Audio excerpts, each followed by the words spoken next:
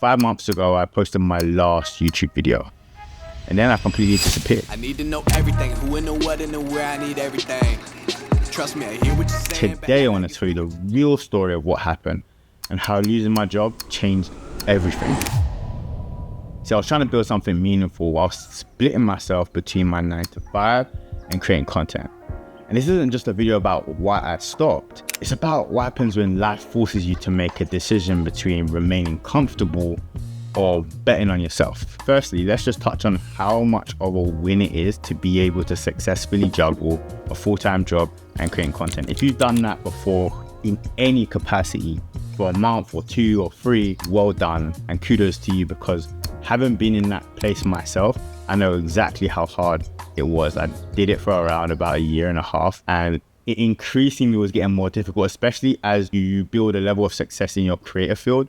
Like I was landing brand deals, and then that's another job, right? So you have brand deals on top of your own content, on top of working a 9 to 5. It's a movie, red carpet, the lights going through me. Anytime I arrive, it's the new me. Real diamonds on my neck, that's groupies. Flashing lights, all these things come to me.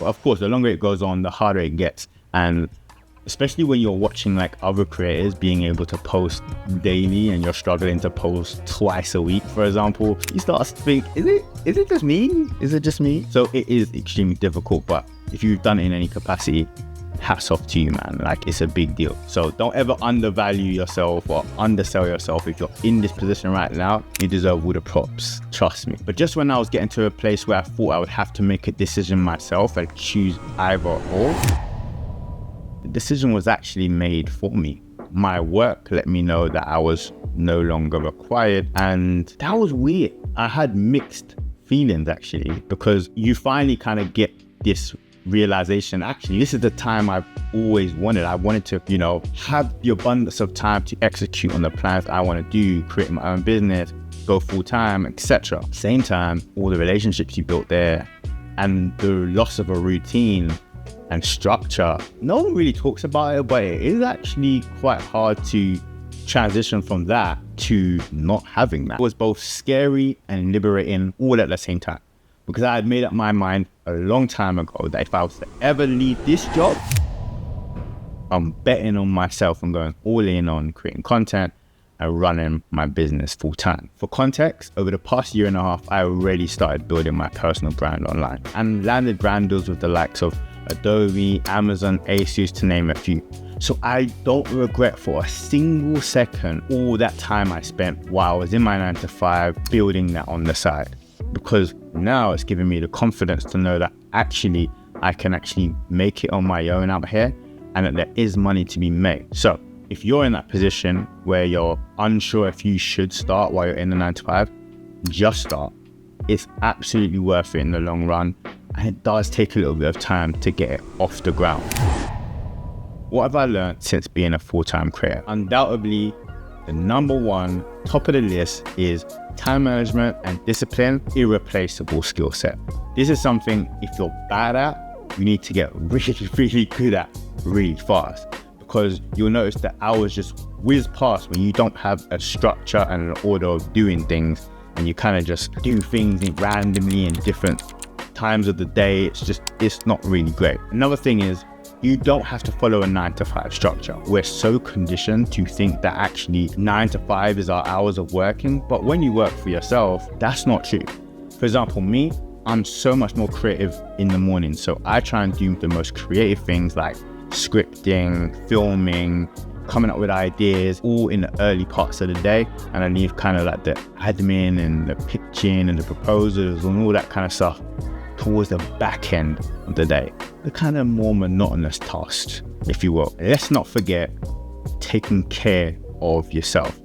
This is something when I was in a 9 to 5 that I always kind of put on the back burner and was more of like an afterthought. But actually, in the first month or 2 since I worked full time, I was not doing that. I was not working out. I was not going for walks. I was spending so many hours at my desk planning, writing, all these kind of stuff.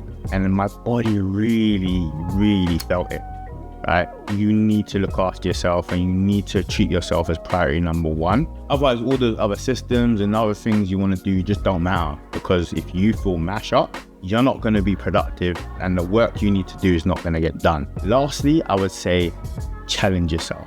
Challenging yourself is the best way to grow and feel really good about yourself while you're doing it. For me, that was learning how to storytell better and actually talk without scripts.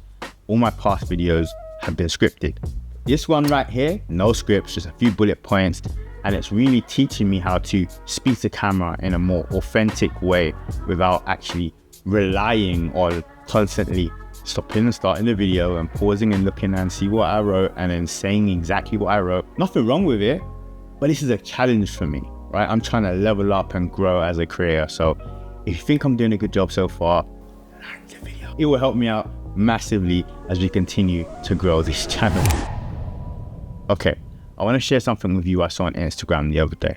And if you're stuck between playing it safe and taking the leap, this is for you. When you're on a road trip and you are navigating via Google Maps and you happen to take a wrong turn, Google Maps just redirects you without any fuss. Like there was never an issue, you've just gone a different way to get to where you're going. And this is how I see something like this. Like a life change like this is just a redirection to the same destination you need to go anyway. So there's no need to panic.